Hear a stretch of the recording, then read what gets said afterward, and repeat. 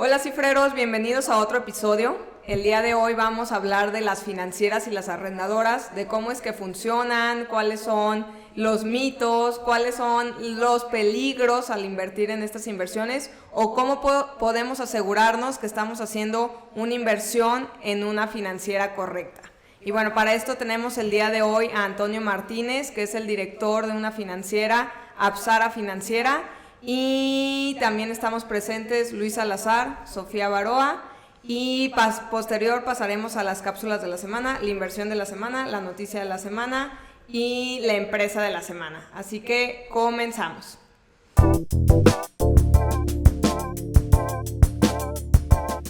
¿Qué onda, Toño? Pues muchas gracias por aceptar la invitación el día de hoy.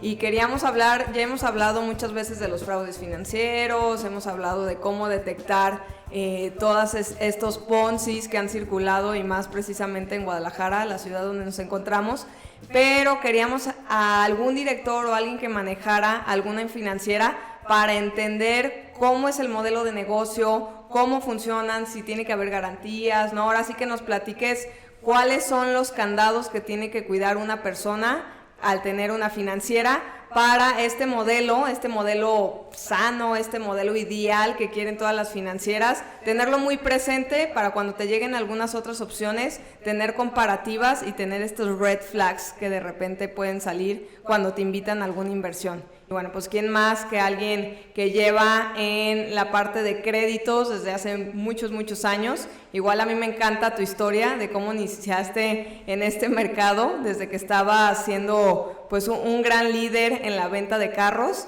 Así que si nos puedes platicar un poquito cómo llegaste al día de hoy a formalizar un negocio y a tener una financiera y cuáles son estos modelos de negocio, cómo debería de funcionar, de dónde sacar estas líneas de financiamiento y también cuáles son los errores posibles o lo que tú más cuidas para que no pase algún colapso o algún quebranto de tu financiera. Y bueno, pues agradecerte tu presencia aquí. Pues muchas gracias también, Sofi, por la invitación. Muchas gracias, Luis, por la invitación. Mira, principalmente les voy a contar un poquito de la historia del cómo inicié en este medio. Todo empieza, como tú bien dijiste, en el tema de la venta de carros y de ahí pues fui financiando los mismos carros que yo vendía. De ahí hay una historia muy chistosa porque el papá de un amigo que era geotista, como le dicen, de la vieja escuela, fue el que me enseñó alrededor de los 19 años. Le empezamos a aprender, le empezamos a ayudar, un amigo y yo, y de ahí empezó a salir todo y me empecé a dar cuenta de la gran oportunidad que hay en el negocio financiero, tanto de manera rentable como de manera de apoyo a la gente para solucionar N cantidad de cosas, ¿no? Esa es la historia, muy resumida, de ahí salió todo y posteriormente empecé a manejar un poquito más recurso y por la situación actual de que todo se está trasladando a un modelo de dinero virtual y se está empezando a cancelar ahora sí o a limitar el tema de compras en efectivo, me ve la necesidad de crear una financiera, darle formalidad al negocio y es por eso que creamos Apsara Financiera. Muchas gracias, Toño, por estar aquí. También me uno al agradecimiento de Sofía. Y ya sabiendo un poquito tu historia y que empezaste un poquito en la formalidad y que ahora tienes la formalidad del negocio, ¿por qué no nos platicas el uno como mortal cuando quiere invertir en una financiera o en una arrendadora? Que es mucho por esto que te queríamos aquí.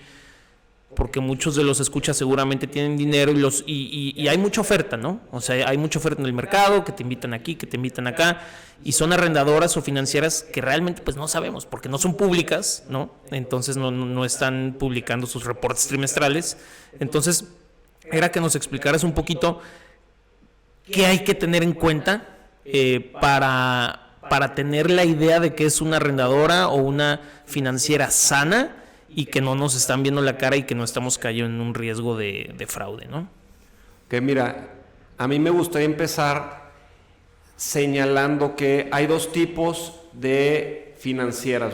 Yo lo divido en dos tipos. El primer tipo son las financieras que tienen la capacidad de pagar mayores rendimientos. Siempre si una financiera tiene manera de pagar mayor rendimiento es porque son financieras más pequeñas. Y la segunda parte es el tema de las financieras que pagan menores rendimientos. ¿Y por qué razón pagan menores rendimientos? Porque tienen acceso a dinero más barato. Eso es lo que diferencia entre que te paguen más o te paguen menos. Si es una financiera más pequeña o más grande. Es por lo mismo, ¿por qué no invertir en Bancomer, por así decirlo? No inviertes en una institución mucho más grande porque al tener la capacidad de ingresar dinero mucho más barato, pues en automático te pagan menos por tu dinero. En estas financieras pequeñas, incluyéndome a mí, tenemos mucho mayor capacidad de pago a unas tasas mayores porque no tenemos acceso a dinero mucho más barato, que es de instituciones financieras o de bancos centrales, etcétera, ¿no? Eso es lo primero que quiero puntualizar en el tema de la dimensión y el por qué hay financieras que pagan más que otras. Después, dentro de la diferenciación de estos dos puntos que les di, existe también dos tipos de financieras. Las financieras que se respaldan a través de garantías que pueden ser prendarias, pueden ser garantías automotrices, pueden ser garantías hipotecarias, de cualquier tipo. Y las otras financieras que su respaldo va más en base de un algoritmo, que esos no tienen una garantía, un respaldo como tal, es un algoritmo en donde supervisan o dan un análisis del cliente y sobre eso le hacen un préstamo, pero todo se guía, todo se basa, su base para el préstamo es a través de algoritmos. O sea, esas financieras que se basan en algoritmos no tienen un respaldo como de un coche o una casa. No, absolutamente no. No quiere decir que no funcione, quiero aclarar. O sea, sí funciona. Hay instituciones financieras muy sólidas que promueven este tipo de préstamos, pero no tienen un respaldo en donde si cualquier tema de fallo de algoritmo, cualquier tema de macroeconómico que se les venga abajo, realmente no tienen un sustento como tal. Sí, es como cuando el banco te manda ese mail o te hace esa llamada de hey Sofía, te presto tanto dinero a tal tasa y realmente puedes marcar y decir, lo acepto, ¿no? O sea, no tienes que pasar tu carro, ni datos de tu casa, ni nada, porque precisamente ellos ya tienen un track histórico, una, de cuánto ingresa a tu cuenta, dos, cuánto sale de tu cuenta. Entonces ellos van haciendo esta recopilación de información, seguramente tienen alguna manera de acceder a tu buró de crédito, acceder a tu Facebook, o sea, yo no sé cuántas fuentes de información recaben para poder darle un banderazo y seguramente está automatizado el mail en el que dicen, a ver, este perfil, ya hice esta búsqueda de información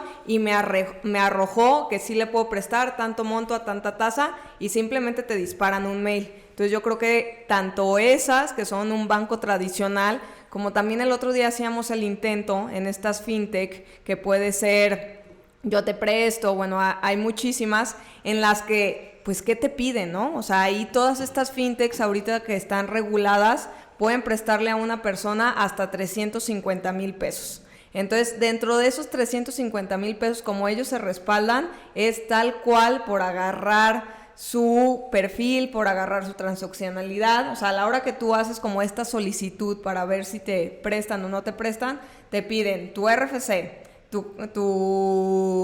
bueno, de documentación es tu RFC, bueno, tu cédula fiscal, tu IFE, tu comprobante de domicilio, tus últimos 3 estados de cuenta, ¿no? Entonces, esa es la información tal cual, evidencial que tienen. Y adicional a eso, ellos ya hacen sus búsquedas por otro lugar y te dicen, ok, sí te presto y eres una calificación para mí A5, B9, C2, entonces dependiendo de la calificación que ellos a través de la información que pueden recopilar y que pueden buscar, te dan una calificación y una tasa, pero lo que sí, que ahí sí te metes como a la bitácora de cobranza de cómo ellos pueden cobrar, es a través, le mandamos un mensaje, le hicimos una llamada, le marcamos a su referencia, o sea, realmente no pueden pues hacerle frente en el caso de la morosidad de alguna manera, ¿no? Sí, exactamente. De hecho, nada más puntualizando y también aclarando algo, el tema de que puedan decir, sí tenemos garantía, tenemos un pagaré, realmente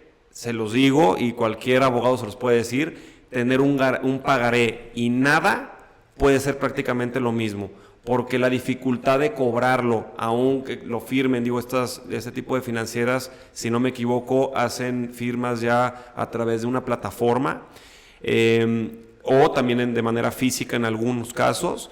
Realmente tener un pagaré y nada es lo mismo. Entonces, efectivamente, valoran al cliente y sobre eso le dan una calificación y sobre eso le prestan el dinero.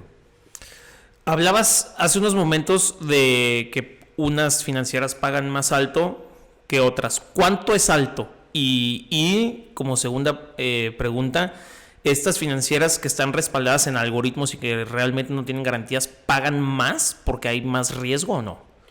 Mira, contestando tu primera pregunta, Luis, el tema de las tasas está oscilando para una rentabilidad de un inversionista, oscila en las tasas bajas, que estamos hablando del día de hoy alrededor de entre el 12 y el 15%.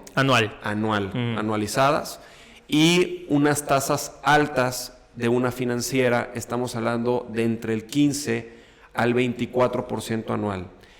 No quiero decir que uno esté bien, uno esté mal. Ya les expliqué con anterioridad el por qué algunas tienen capacidad mayor de pago que otras. Y pues ahí también es entender el modelo de negocio que se tiene, porque muchas financieras realmente ni siquiera transparentan o la gente ni siquiera entiende a qué se dedica la financiera como tal. Saben que mueven el dinero. Siempre mi recomendación por un tema de inversión cuando manejan tu dinero una financiera es que entiendas, porque este negocio realmente es sencillo entre comillas, porque si no sabiéndolo manejar tiene un altísimo riesgo, pero realmente es muy sencillo de entender. Una financiera captamos dinero a una tasa y la prestamos a una sobretasa. Es así de sencillo el negocio. ¿Sale? Y así de sencillo debemos de entender las inversiones también. ¿Nos puedes dar un ejemplo así como explicándole a niños? O sea, captas dinero y lo prestas, pero ¿cómo funciona todo eso? Sí, nosotros captamos dinero, hablando en caso de Apsara Financiera, captamos dinero de entre el 15 al 18%, dependiendo montos, dependiendo plazos, y ese dinero lo estamos prestando en un promedio ponderado de un 3.8%. Realmente 3.8% mensual, que vendría siendo alrededor de un 36-42% anual, ¿sí? Que esa diferencia de tasas es la utilidad bruta. Pero un tema importante que se debe de cuidar también es que realmente al ser bruta, ahí hay que ser muy consciente que a cualquier financiera le pasa, inclusive al banco, porque inclusive instituciones muy fuertes las han fraudeado, o sea que nadie estamos exentos a eso. Entonces es tener en cuenta el tema de flujos, número uno, porque los flujos es lo que traen a cualquier financiera. Inclusive a financieras rentables los traen el flujo, porque tienes que tener capacidad para pago de tus inversionistas mucho mayor, porque es mucho mayor el flujo de pago de inversionistas a un gasto fijo de la empresa. ¿Nos puedes dar un ejemplo de eso del flujo? Ahorita solamente ejemplificando lo primero que decías, yo tengo dinero, lo meto a la financiera de Toño porque Toño me ofrece un 18% anual y Sofía necesita dinero porque tiene una emergencia y entonces lo que Sofía necesita es entonces dinero y se lo prestas a 36% y la diferencia, ese 18%, es lo que gana la financiera, ¿correcto? Es correcto. De hecho, bueno, voy a poner un ejemplo muy radical, pero para que toda la gente pueda entender de manera muy sencilla. Si estamos hablando que captamos $1,000,000, por ese $1,000,000 como financiera tenemos que pagar o tenemos que guardar un flujo de $15,000 mensuales, ¿sale? ¿Qué pasaría si ese $1,000,000 se lo presta una persona y durante ese mes no capté el suficiente, o sea, en ese, no sé, en una semana, en un mes muy light como la Semana Santa y Pascua que acaba de pasar, no captamos dinero? y la persona a la que le prestamos no nos pagó, en automático no tenemos dinero para pagarle al inversionista. Yeah. Esto es de una manera muy sencilla, esto se maneja con montos mayores, entonces la necesidad es mayor. Entonces, si existe un tema macroeconómico o un tema de tendencia dentro del Estado o lo que sea, de que tu mayoría de tus deudores no te pagan, no vas a tener la capacidad de pagarle a un inversionista a menos de que traigas más flujo de inversión. Y si el flujo de inversión que estás captando se traba, en automático todo el sistema se traba y caes en incumplimiento de pago. Y aquí este negocio, lo que más se tiene que cuidar es el tema de cumplimiento de inversionistas. Porque, como dicen, ahora sí que una manzana podría echa a perder a todas. O una persona que le incumplas por 1 o 2 días puede ser una persona que empiece a hablar y se te caiga todo el tema del sistema y de la operación, nada más por una persona que le quedaste mal. Esto me estoy yendo algo muy radical para que nos entendamos nada más. Claro, entonces así en resumen, como yo entiendo es, como decía Luis, llega un inversionista, supongo que primero empiezan con Friends and Family, como es un negocio de tanta confianza, como que los primeros que empiecen a tener confianza en ti, pues probablemente son tus familiares, tus mejores amigos. Entonces recibes ese dinero. Después de recibir ese dinero, por algún lado tienes esa capacidad de prestar, ¿no? O sea, te llegan clientes que dicen, oye, yo tengo una necesidad de flujo, me puedes prestar dinero. Entonces, como quien dice, tú eres la plataforma de conexión entre las personas que les sobran dinero y las personas que en algún momento dado les falta dinero. Entonces, tú los unes y por esa unión tú tienes una tasa de ganancia diferencial, ¿no? Entre la tasa que tú prestas y menos la tasa que tú tienes que pagar. Pero dentro de ese movimiento, que a mí es lo que diario como que me da un poco de pendiente de las financieras, entiendo esa parte que tú tienes que tener un guardadito para hacerle frente cuando las cosas no salen como tú lo esperabas, ¿no? Tú esperas siempre que tus deudores te paguen los intereses mensualmente para luego trasladarlo al inversionista y demás, ¿no? Pero ¿qué pasa si tú tienes un vencimiento de un inversionista que tú dijiste, oye, te recibo este $1,000,000 y yo te lo pago en 1 año? Y tú dices, bueno, perfecto, porque Juan me va a pagar también 1 año el dinero que yo le presté. ¿Qué pasa si Juan no te paga en el año y ya tienes acá al inversionista? Pues ahora sí que llegó su fin de contrato, llegó la fecha de contrato y tienes que hacerle frente. Supongo que tienes que tener controles de reserva, de tener una lana guardada, y adicional, si por algo este deudor no te paga, tienes ciertas garantías para poder sacarla rápido al mercado y poderle hacer frente a tu inversionista. Sí, efectivamente, Sofi, como mencionas, son varios métodos que te cubren el tema de un vencimiento, un inversionista. La parte número 1, que es la más importante, la que tú mencionaste, siempre se tiene que tener un dinero que le llamamos dinero dormido, que no es dinero dormido, realmente es un dinero de reserva a vencimiento cualquier inversionista. Eso se tiene que tener sí o sí. Número 2, se tiene que tener el tema de garantías líquidas, que eso también es muy importante, que también a muchas financieras les llega a pasar este tipo de temas con garantías que dicen, bueno, yo tengo respaldado, no hay problema, se me va a vencer $1,000,000 y tengo 5 millones de pesos en un terreno a las afueras de, no sé, de Morelia. Pues ¿sabes qué? Pues a las afueras de Morelia no te lo va a comprar nadie, ¿va? Ni regalado lo quieren, ¿va? Por el tema de inseguridad. Entonces, realmente no tienes una garantía. Digo, así le llamamos nosotros, ¿no? Para tener un cuidado específico por el tema de vencimiento.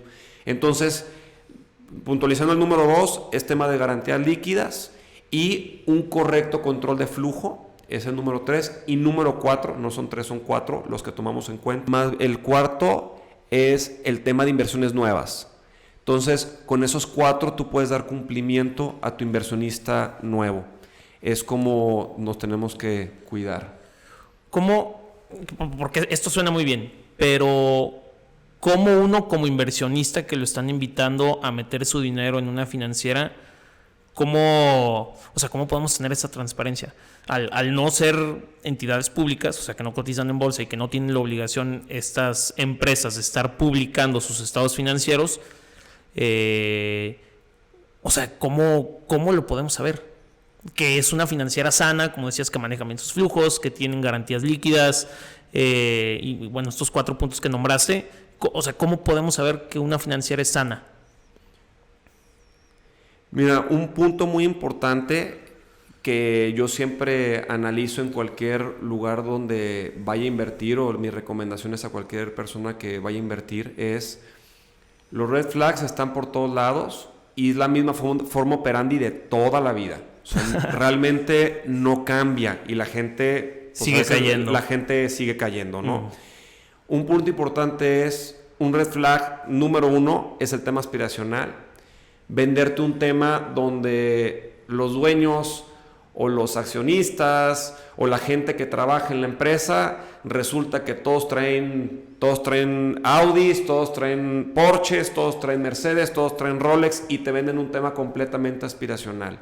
Eso en el tema de formalidad simplemente no va. Eso están yéndose a través de una manera psicológica a querer tener ahora sí que lograr esa aspiración donde ellos están y te están invitando a estar. Ese es el punto número 1. Punto número 2 es: siempre se debe atender la inversión. Así como mencionaste, oye, ¿cómo puedo tener la transparencia? Porque no son públicas. El tema de transparencia va desde que te atiende el asesor y que te sabe explicar de qué se trata el negocio. Y un negocio financiero es un negocio sencillo. Es un negocio que cualquier persona sin educación financiera puede entender. Porque así de sencillo como lo es: capto una tasa, lo presto a otra, lo presto a través de este modelo. Puedes ir tú directamente a pedir un crédito, a ver cómo te lo dan, a ver qué tanto cuidado tienen en tu crédito y demás. Ese es otro punto que debes de analizar, ¿no? Y otro punto es, realmente un estudio de Harvard menciona que cualquier pago a inversionistas en un negocio financiero mayor al 2.2% es completamente latente a un tema de fraude. Realmente. O sea, 2.2 es que es como 25. Estamos hablando del punto y algo. Estamos hablando de, ándale. Sí. Estamos hablando alrededor del 2.2. Bueno, estamos hablando alrededor del 25-26%. Estamos hablando un negocio financiero que te pague más que eso, realmente es un negocio completamente latente a un tema de fraude, y no significa que un tema de fraude organizado, porque son dos cosas diferentes, ¿no? Okay. Un fraude planeado, que desde un inicio nace como fraude planeado, y un fraude por gente incapaz de llevar un negocio financiero, que no prestó atención en los puntos finos de un negocio, y con tal de captar de una manera más sencilla, ofreciendo mayores tasas, se les va de las manos. Y como este negocio, pues digo, el famoso el negocio de este Madoff, el que duró 12 años fraudeando en Nueva York. O sea, estás hablando de que un negocio financiero realmente lo puedes llevar a mucho tiempo. Entonces, y más cuando no son tasas tampoco tan abismales. Digo, ya cuando estás hablando de tasas 3-4%, yo les digo, oye, ya ni siquiera lo revisen por cultura general, pero eso no existe. O sea, la vida no es tan sencilla, ¿no? Sí, y o sea, siempre que yo escucho que muchas veces me dicen, oye, Sofía, ¿me puedes ayudar? Me están invitando a este negocio que me paga el 4% mensual, ¿no? Entonces, a ver, 4% por 12 meses ya te da 48%.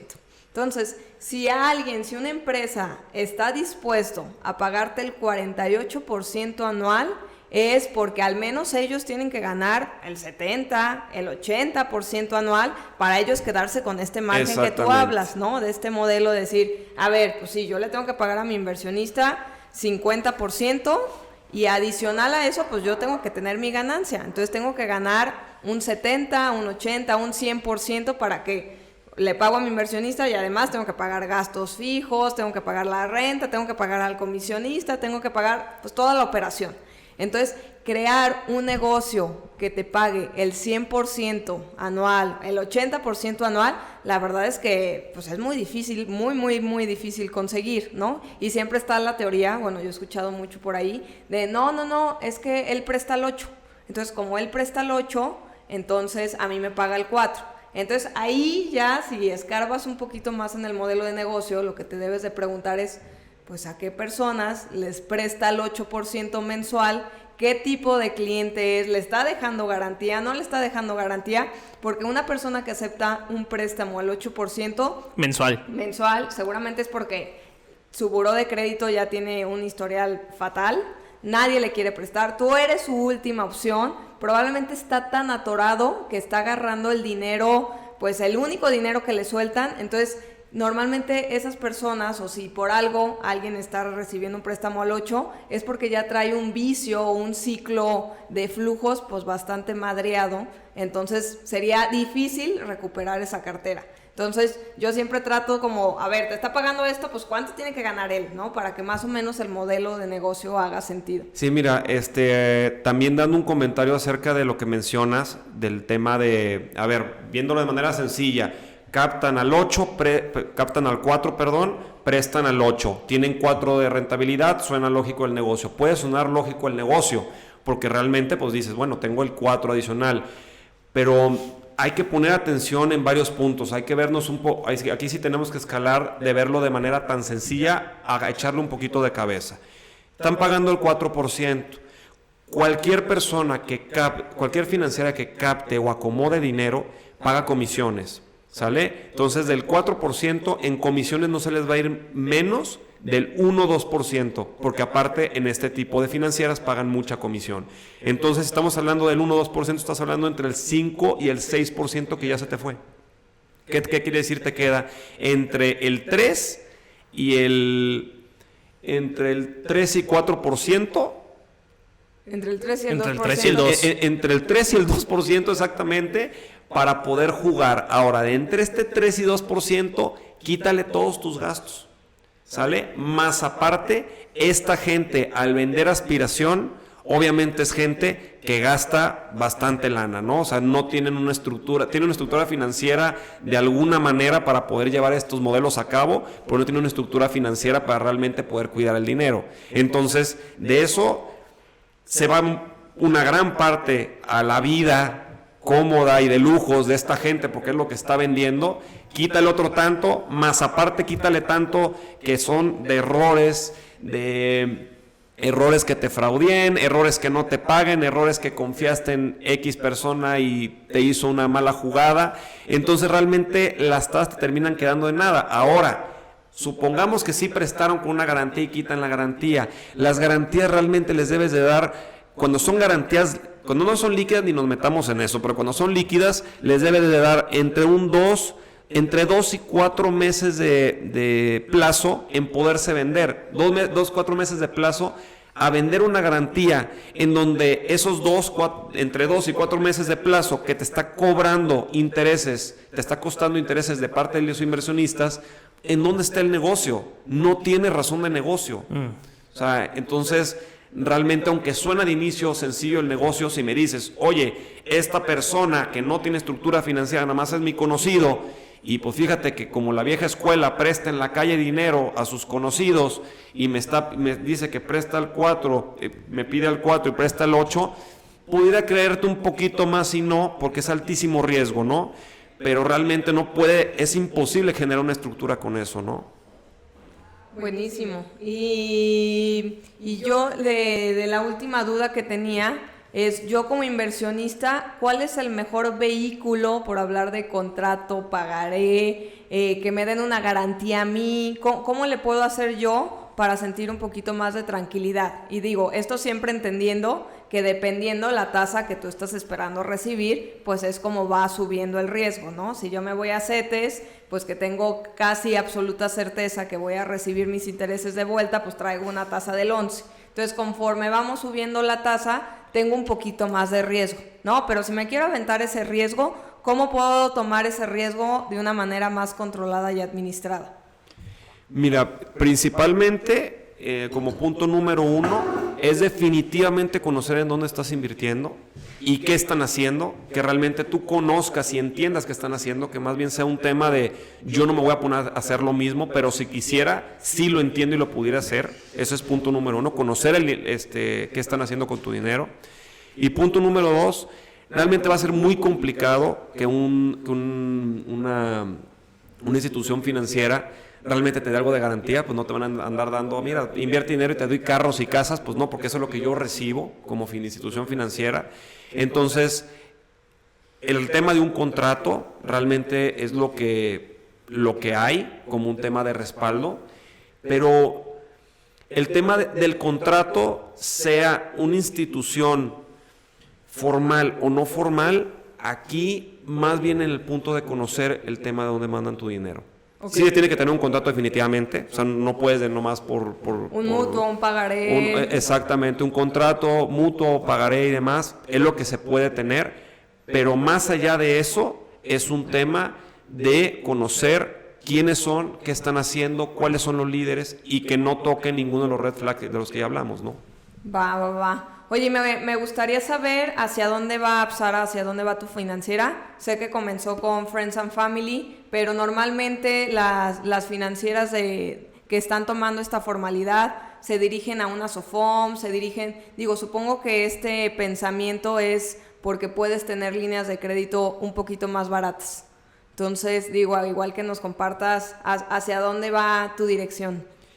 Mira, a donde nosotros queremos llegar efectivamente es a bajar recursos de financieras grandes, ¿sí? Que es dinero más barato, definitivamente para nosotros también poder ofrecer al cliente una tasa menor en beneficio al cliente.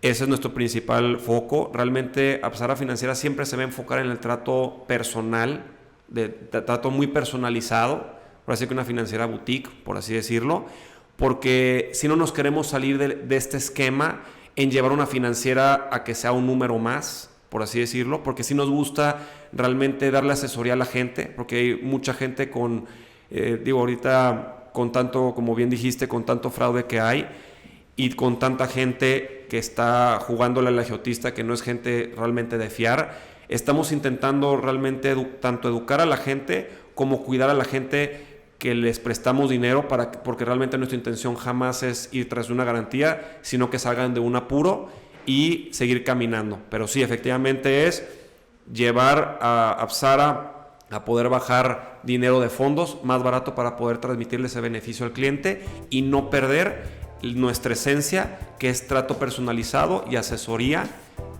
y compartir experiencias directas hacia nuestros clientes inversionistas. Buenísimo, pues felicidades y qué buena onda que pudimos tener esta charla contigo. A los que estén interesados pueden encontrar Apsara Financiera en todas las redes sociales. Está ahí en Instagram y está en Facebook y también en su página web para que le echen un vistazo. Gracias, Toño. Muchísimas gracias por la invitación.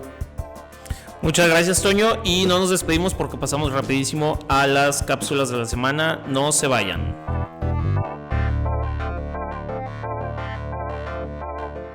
Y estamos de vuelta a las cápsulas de la semana, así que Sofía, ¿con qué quieres comenzar?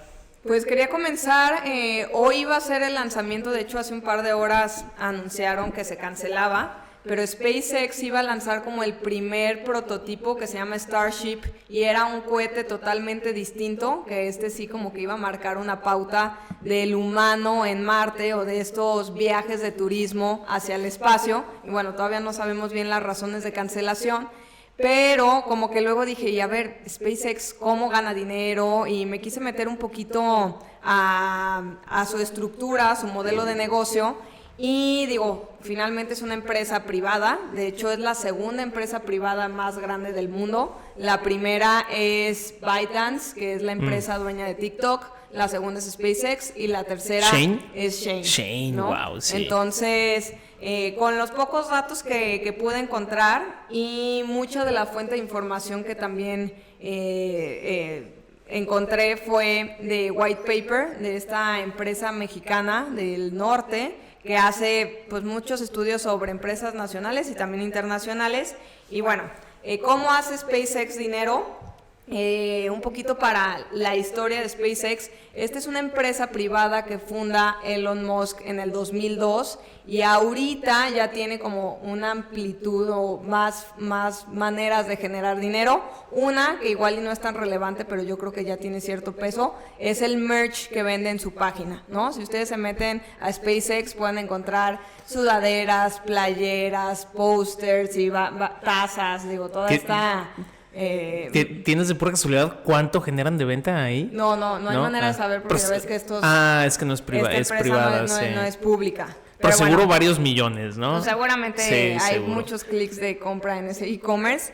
El segundo lugar, o yo creo que lo más importante de fuentes de ingreso, son todos estos lanzamientos que hace, pero aliado a la NASA o a ciertas instituciones espaciales. Entonces, se le llama investigación, ¿no? Entonces, el área de investigación genera recursos a través de contratos que hace con la NASA, que hace con Air Force o con algún otro cliente. Y después están los launch services, que los launch services es estas personas que pagan un ticket por subirse a un cohete espacial y hacer un viaje turístico al espacio, ¿no? Que de hecho es como la razón de nacimiento de SpaceX, de llevar a personas a Marte y hacer muchísimo más baratos estos viajes. Esa fue con la idea inicial que se fundó. Y el cuarto negocio que tiene SpaceX, yo creo que es Starlink, que Starlink ya lo hemos escuchado muchísimo porque ya tiene presencia en 50 países, México es uno de esos, y es esta banda ancha que te dicen, oye, te puedes estar en el rancho más escondido de todo México y con esta banda ancha por 1,500 pesos mensuales, y creo que el equipo del hardware te cuesta alrededor de 6,250 pesos, puedes tener conexión en cualquier lugar de donde estés. Está increíble, ¿no? Entonces creo que esta parte de la innovación ha sido muy muy interesante. Este negocio de SpaceX lleva 2 años y bueno, pues ahí vimos muchísima presencia cuando Ucrania se estaba quedando sin servicios de comunicación, pues ahí fue como pues un gran hype para esta empresa porque estuvo regalando estos servicios de comunicación de internet a todos los ucranianos que estaban en el país, y a ¿no? los militares también. Y a los militares. Entonces, bueno, pues ha tenido un crecimiento bastante interesante. Como les decía, es la segunda empresa más grande del mundo privada, que al menos tenemos un poco de información, y la empresa vale 137,000 millones de dólares, ¿no? Entonces, solo le gana por 225,000 millones de dólares. Es la evaluación que tiene ByteDance en este momento, y ya después sigue SpaceX, ¿no? Entonces, creo que es de estas empresas que dices, ¿y quién fregados puede invertir? Digo, a mí siempre con la duda que me quedo es, ahorita, en este momento, solo hay 11 países que pueden destinar cierto presupuesto o que tienen la capacidad económica para destinar presupuesto a mandar cohetes, naves o estos satélites al espacio. Y bueno, obviamente Estados Unidos es el país que más presupuesto tiene para invertir en tema espacial, y después sigue China, Japón, Francia, Rusia, la Unión Europea en general, Alemania y la India, ¿no? Obviamente México no tiene esta capacidad ni este presupuesto que se le destinaría para conocer al espacio, para hacer investigación, pero yo muchas veces me quedo pensando, ¿ustedes si fueran presidente le invertirían al espacio? Tú Toño, ¿qué opinas de estas empresas que finalmente al día de hoy, por más que tiene una evaluación exorbitante, yo creo que si nos metemos a su flujo, vamos a ver pérdida de flujo mes a mes? Seguro. Por la necesidad de investigación y todos estos gastos que tienen que hacer, y que todavía no hay como una materialización de ya darle un clic y comprar un viaje a Marte o ciertas cosas. ¿Cómo se te hace que los países destinen tanto recurso al espacio? A mí me llama la atención algo, digo, realmente ahorita va a fungir como el policía malo, el crítico de lo que se está haciendo. Realmente me llama mucho la atención porque hay tantas áreas de oportunidad simplemente aquí con lo que estamos viviendo, el cambio climático y del daño que le estamos haciendo al mundo, que me llama mucho la atención la necesidad de ir afuera cuando realmente adentro no está solucionado. Porque adentro pues es donde realmente hay sufrimiento, porque realmente ir afuera, sí, padrísimo, me encantaría ir a Marte, ¿no? Digo, va a ser una experiencia increíble estar fuera del mundo en donde vivimos, porque al fin y al cabo la expansión de la dimensión que somos un micro de un universo entero me llama muchísimo la atención, pero también me llama mucho la atención el desvío de recursos hacia estos programas que, como repito, se me hacen increíbles, pero siento que hay muchas áreas de oportunidad aquí dentro como para irnos afuera. Ese es mi comentario. Yo siento que va más en un tema como de poderío militar espacial. Yo creo que hacia eso le están tirando, porque creo que incluso subimos esa gráfica a redes sociales de los 100 pesos que se gastan todos los países en investigación del espacio. Creo que 46 es de Estados Unidos y de China es el 20 y tantos, ¿no? O sea, entre ellos dos tienen el 80% del gasto gubernamental para el espacio, y creo que es mucho porque le están tirando a tener el poderío espacial, porque sería la siguiente gran forma de tener el dominio del mundo. Domino el espacio. Si domino el espacio, vale madre que hagas ahí abajo, yo domino el espacio. Entonces yo creo que va más bien por ahí. Sí, coincido. O sea, justo aquí tengo una gráfica de los gobiernos con mayor presupuesto para programas espaciales, y Estados Unidos es como 8 veces más que China, y luego el tercer lugar está Japón, y Japón es como un 20avo de Estados Unidos, y así vamos reduciendo, ¿no? Entonces, claramente, y bueno, pues lo vemos en las películas, ¿no? Uno que está más conectado con las películas de Estados Unidos, pues siempre es la NASA y más películas en el espacio, que es como toda esta pues aspiración que nos están mostrando al mundo. Yo creo que un poco es como para dar el check de que está padrísimo que Estados Unidos invierta tanto dinero para ir al espacio, ¿no? Como que siempre que ves una película terminas admirado, porque esa es como la intención, ¿no? De llevarte al espacio de una manera en que lo apruebes, en que lo veas interesante, en que veas un mundo más grande por allá afuera. Entonces, pues bueno, así está SpaceX. Digo, a mí lo que me gusta, al menos, es que no es el gobierno, digo, el gobierno obviamente le pone lana a SpaceX, pero finalmente son los privados, las personas privadas, los fondos privados, quienes han estado fondeando este tipo de proyectos, ¿no? Ya no es tanto el propio gobierno el que está invirtiendo tanto recurso en esto. ¿Y saldrá a la bolsa en algún momento? Pues iba a salir a la bolsa hace como 4 años, y bueno, ya con todo este cero apetito por el mercado, creo que... ¿Que iba a salir en un SPAC o qué? Sí. Ah, claro. Creo que se ha bajado el interés, ¿no? Sí. Pero pues seguramente algún día vamos a ver esto en bolsa con un gran hype, no lo dudo. Con un gran hype seguramente. Buen análisis de la empresa.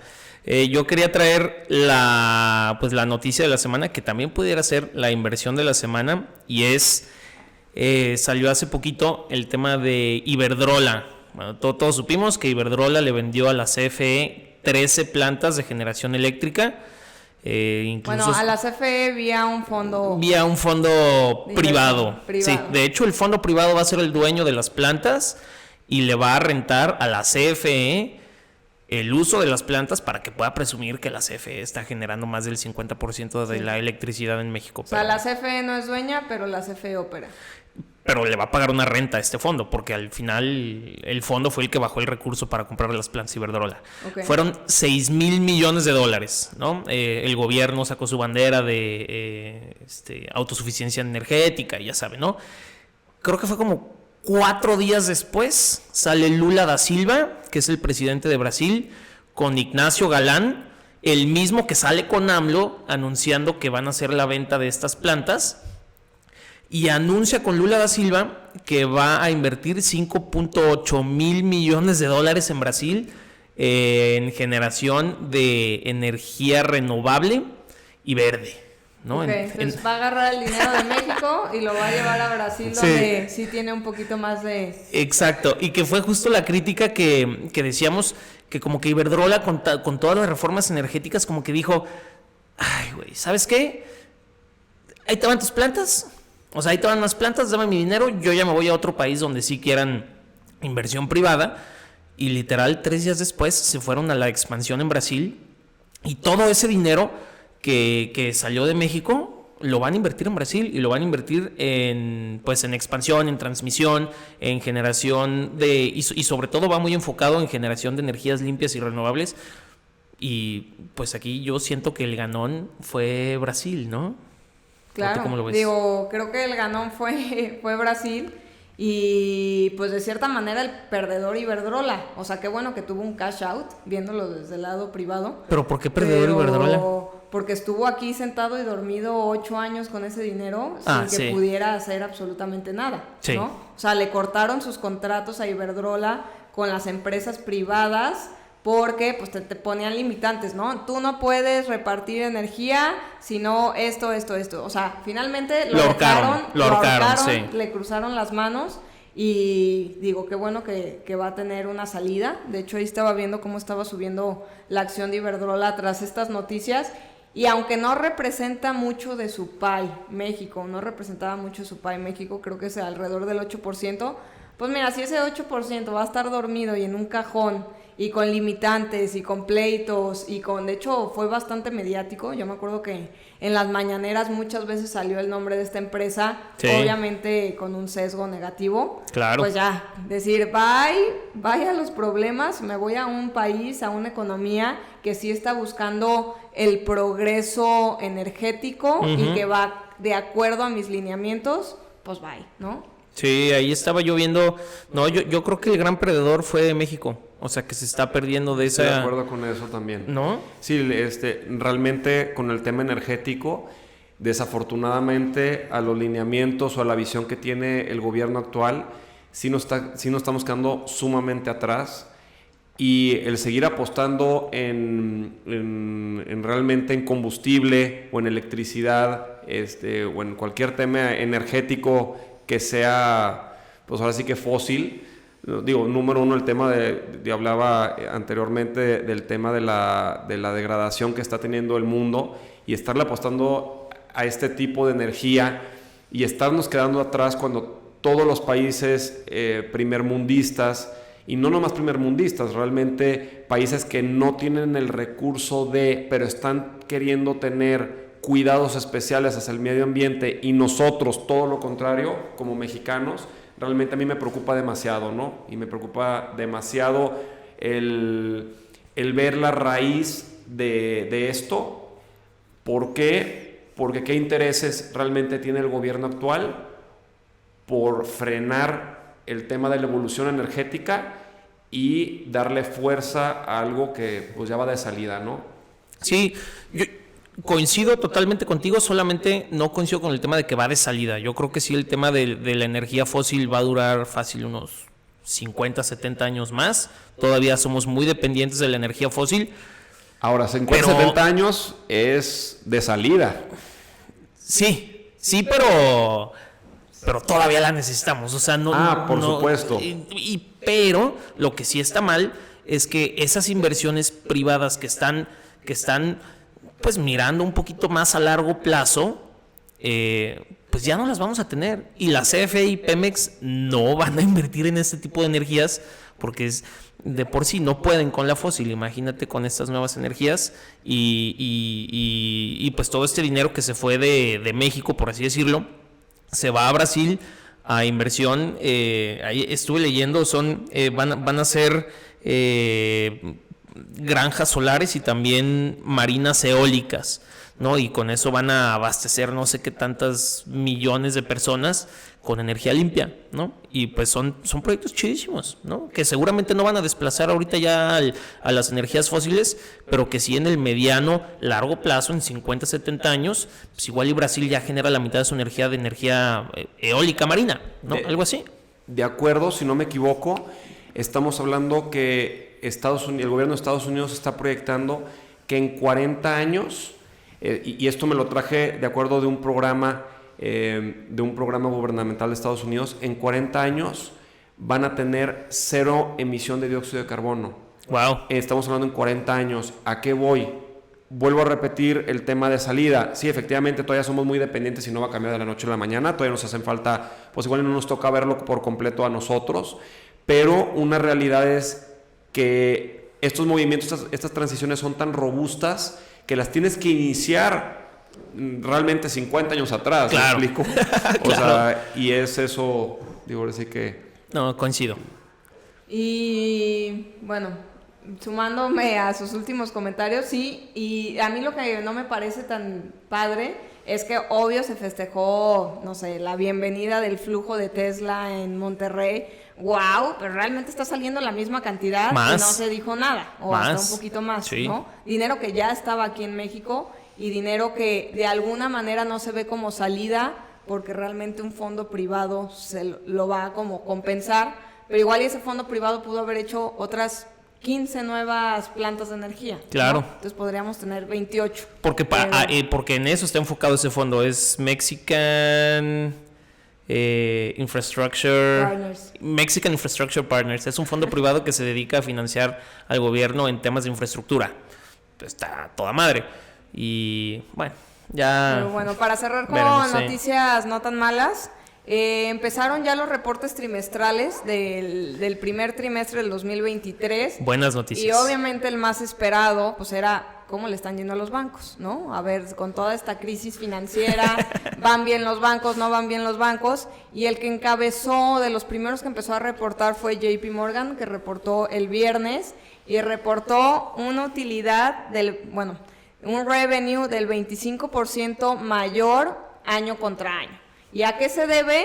A que tuvieron la oportunidad, obviamente por las tasas de la Fed, de cobrar 50% más de intereses de lo que estaban cobrando el año pasado. Entonces, todos estos créditos back-to-backs, colaterales, hipotecarios, toda la masa de créditos que tiene JP Morgan en su panza, es el banco, creo que gestiona, ahorita les digo cuántos millones gestiona, billones gestiona, Billones. pero obviamente es de los bancos más grandes y obviamente en el lugar más capitalista que es Estados Unidos. Entonces, reportó súper bien, Muy superó bien. las expectativas en todos los sentidos y el viernes esta acción subió el 7.55% y se esperaba earnings per share o ganancias por acción de 3.41 y tuvieron 4.32. O sea, fue normalmente como que hay una equivocación de 5 o 6 centavos. No, esta equivocación fue de $1,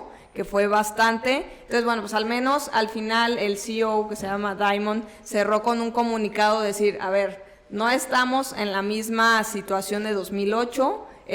Hay casos aislados de bancos que platicábamos en un inicio en este podcast, que si no llevas una correcta administración en algún banco, se te sale de las manos, Sí. ¿no? Si creas expectativas y burbujas falsas de tus crecimientos, eres laxo al entregar créditos, no tienes garantías, pues claramente que te vas a ir muriendo lentamente, ¿no? Y más si no hay como mayor apetito de inversión y no hay tanto dinero fluyendo por el mercado, pues te va secando y te va secando. Entonces, eso es lo que comenta el CEO de JP Morgan, que va a haber más casos aislados, que todavía no vemos pues lo peor de este momento, pero que hay instituciones sólidas y pues lo demostraron sus resultados. Sí, a mí me dejó bastante tranquilo porque pues no solamente fue JP Morgan, fueron más bancos, de estos gigantes como Citigroup o Wells Fargo, y todos reportaron bastante bien. Y pues nos deja todos tranquilos después de la avalancha esta de los bancos medianos o pequeños como Silicon Valley Bank o Signature Bank, pues que nos tenía un poco nerviosos, pero ya con estos resultados al menos yo ya me quedé un poco tranquilo. Y pues nada, decir que van a seguir los reportes durante estas próximas semanas, ahí estaremos atentos y publicando resultados en nuestras redes sociales cuando veamos datos interesantes, para bien o para mal. Yo solamente un datito más, JP Morgan, que era también algo de lo que comentaba Toño durante el podcast, en el primer cuarto del 2022, o sea, hace un año, tenía $1.5 billion de dinero dormido, como lo llamaste tú, ¿no? O sea, tenía ahí su guardadito para cualquier cosa de impago, ellos tener una fuente de dinero con el cual pudieran hacer contra a sus responsabilidades, ¿no? Y lo subieron a 2.3 billion. O sea, lo subieron, pues que será como un 60%, porque sí están previniendo que en algún momento próximo pues se venga una recesión y varios de los créditos que tienen vayan a caer en incumplimiento, ¿no? Ahora, yo complementando un poquito y transmitiéndolo de una manera un poquito más sencilla las utilidades generadas por JP Morgan, es la diferencia entre la tasa que JP Morgan puede dar a sus clientes contra la tasa que está captando, es mucho mayor la tasa que pueden inflar para prestar dinero a la tasa por la que se están fondeando. Entonces es por eso que crece el tema de la utilidad. Es así de sencillo. O sea, no va proporcional, vaya. Va mayor la tasa de salida que de entrada. Punto. Correcto. Sí. Y bueno, seguramente se pusieron un poco más restrictivos, seguramente ya no le prestaron a tan baja tasa y prefirieron los de tasa alta, porque como pasó aquí también, ¿no? Que fue un tema que tiró a las OFOMES y tiró a varias empresas grandes de financieras. El año pasado ahí vimos a varios vaqueros caer y era porque se les frenaron sus fuentes de liquidez, ¿no? Sus líneas de crédito se las cerraron. Entonces, pues si tienes que buscar dinero y lo tienes que buscar activamente, estás listo para pagar un precio mayor. Entonces yo creo que se enfocaron en esos clientes y de alguna manera, como tú dices, agarraron dinero, o sea, la diferencia de tasas se dio a que pudieron subir su tasa de cobranza y pudieron recibir una tasa más barata. Es más o menos lo mismo que está sucediendo en el tema automotriz. El tema automotriz, si se fijan, hay un grandísimo crecimiento en los precios de los vehículos, abismal de unos años para acá, en los últimos 2 años es mucho mayor, y es exactamente la misma lógica. Realmente los precios y los costos de un vehículo, aunque sí crecieron, la diferencia entre tu costo y el precio que actualmente están vendiendo, aprovecharon esa situación para escalar los precios de los vehículos. Es lo mismo, es mucho mayor el incremento del precio hacia el consumidor que el costo que se tiene por vehículo. Que ven igual, los microchips subieron, que el acero subió, que el aluminio, lo que me quieran poner subió, me queda claro, pero no es proporcional a lo que subió el precio de venta de un vehículo. Claro, el margen lo expandieron bastante. El margen lo expandieron bastante, exactamente. Yo ya solamente para cerrar, también una buena noticia, la inflación en Estados Unidos bajó, llegó a estar su pico más alto, 9.1, ¿va? 9.1, en diciembre estuvo 6.4, enero 6.4, febrero 6.0, marzo 5.0. O sea, si ven la gráfica es un pico y ya va de bajada. Vamos a ver cómo se comporta ahora en abril, porque el precio del petróleo volvió a subir y mucho de la bajada de la inflación en Estados Unidos se debía a la baja de los precios energéticos, o sea, del petróleo.